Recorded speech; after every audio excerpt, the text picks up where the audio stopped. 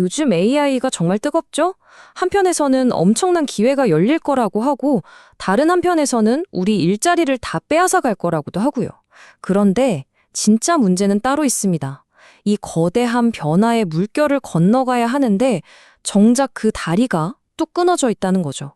오늘 이 시간에는 AI 채용 시장이 우리에게 뭘 약속하고 또 어떻게 위협하는지, 그리고 이 끊어진 다리의 정체는 도대체 뭔지 한번 제대로 파헤쳐 보겠습니다. 자, 3천만 원. 이 숫자, 이게 뭘 의미하는 걸까요? 이게 바로 지금 AI 기술을 가진 인재가 그렇지 않은 사람보다 더 받을 수 있는 일종의 연봉 프리미엄이라고 합니다. 와, 시장이 얼마나 뜨거운지 진짜 새로운 골드러시가 시작됐다는 걸 제대로 보여주는 숫자 아니겠어요? 이 변화가 얼마나 극적인지 보세요. 2022년 말에 책 GPT가 딱 등장한 이후로 AI 관련 일자리는 무려 42%나 폭증했습니다. 그런데 바로 그 똑같은 기간 동안 전통적인 IT 일자리는 반대로 31%나 급감했죠.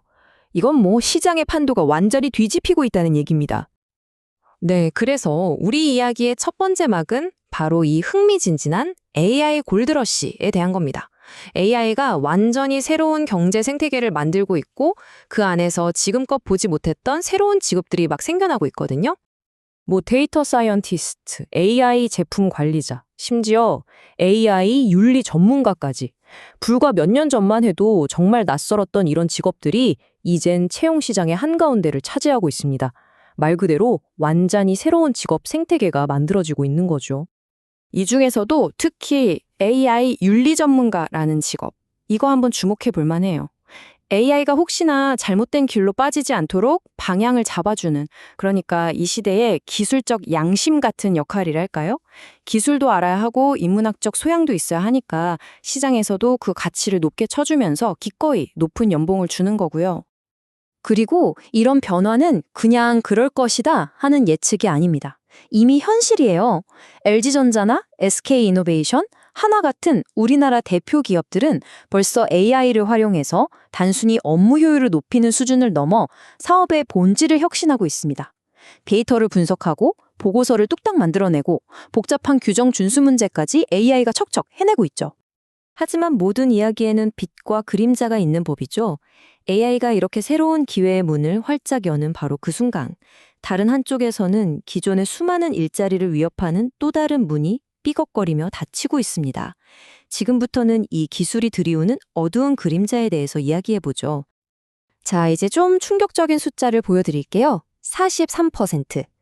LG경제연구원에서 분석한 건데요. 이게 바로 대한민국 전체 일자리 중에서 AI 때문에 사라질 위험이 아주 높은 이른바 고위험군의 비율입니다. 이게 무슨 뜻이냐면 쉽게 말해서 우리 주변에 있는 일자리 2개 중 거의 하나가 지금 위태롭다는 겁니다. 정말 심각하죠. 그러면 어떤 일자리는 살아남고 또 어떤 일자리는 사라지게 될까요? 그 패턴은 꽤 명확합니다. 사람의 감정을 다루고 깊이 교감해야 하는 그런 직업들은 비교적 안전지대에 가깝다고 봐요. 반면에 회계 처리나 번역처럼 정해진 패턴을 따르는 업무는 AI가 대체하기 가장 쉬운 영역인 거죠. 이건 그냥 막연한 불안감이 아닙니다. 아주 구체적인 현실이에요. 사무직 395만 명, 판매직 238만 명, 기계 조작직 185만 명. 이 세 직업군에 속한 분들만 합쳐도 전체 고위험군 일자리의 70%가 훌쩍 넘습니다. 정말 수백만 명의 삶이 걸린 문제라는 거죠. 자, 그럼 해결책은 뭘까요? 당연히 재교육을 받아서 새로운 기술을 배우는 거겠죠. 하지만 오늘 이야기의 가장 핵심적인 부분이 바로 이겁니다.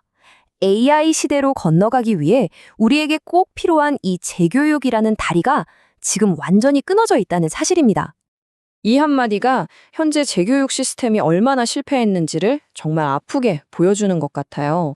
정부 프로그램에 참여했던 한 분의 이야기인데 시간과 노력을 들여서 교육을 받았는데 실제 현장과는 완전히 동떨어진 내용이었다는 거죠. 재취업에는 아무 도움이 안 됐다는 겁니다.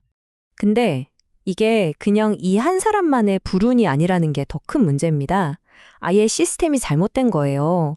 정부가 운영하는 디지털 전환 교육을 받은 사람들이 6개월 안에 다시 취업하는 비율 고작 18.5%입니다.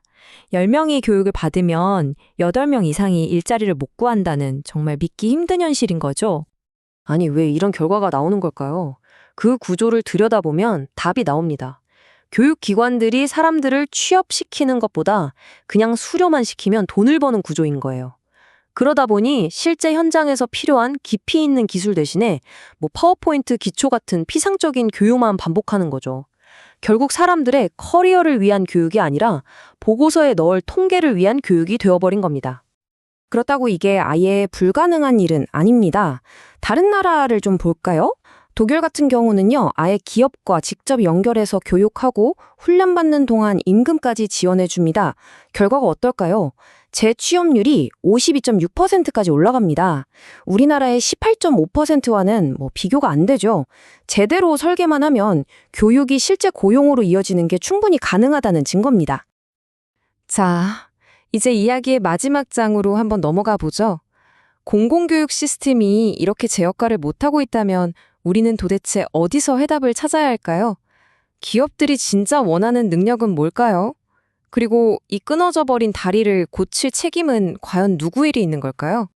그럼 성공하는 기업들은 뭐가 다를까요? 보니까 그들에게는 공통적인 로드맵 331 프레임워크라는 게 있더라고요. 여기서 핵심은 단순히 AI 툴 하나 도입하고 끝나는 게 아니라는 겁니다. 조직 전체의 생각을 바꾸고 작은 성공 경험을 계속 쌓아나가면서 결국에는 조직 전체가 AI에 최적화된 형태로 진화해 나가는 그런 체계적인 과정이 필요하다는 거죠. 그렇다면 기업들이 직원들에게 진짜로 원하는 역량은 뭘까요? 그건 바로 크리에이티브 디렉션이라는 능력입니다. 이건 그냥 챗GPT 프롬프트 몇 개 잘 쓰는 그런 기술이 아니에요. 머릿속으로 이상적인 결과물을 그려내고 AI를 마치 오케스트라 지휘자처럼 이끌어서 그 결과물을 현실로 만들어내는 훨씬 고차원적인 능력인 거죠. 이 크리에이티브 디렉션이라는 건요, 상상력, 표현력, 지식, 안목, 리더십, 그리고 스토리텔링 이렇게 6가지 요소로 이루어져 있습니다. 어떠세요? 파워포인트나 챗GPT 기초 사용법 같은 걸 가르치는 피상적인 교육과는 정말 차원이 다르죠? 훨씬 더 깊고 본질적인 바로 우리 인간의 역량을 요구하는 겁니다. 결국 우리는 처음의 질문으로 다시 돌아오게 됩니다. AI라는 미래로 가야 한다는 건 모두가 아는데 그 길에 건너갈 다리는 이렇게 끊어져 있습니다. 정부, 기업, 그리고 우리 각자. 이 끊어진 다리를 다시 잇고 모두가 함께 다음 시대로 나아가야 할 책임은 과연 누구에게 있는 걸까요? 여러분은 어떻게 생각하시나요?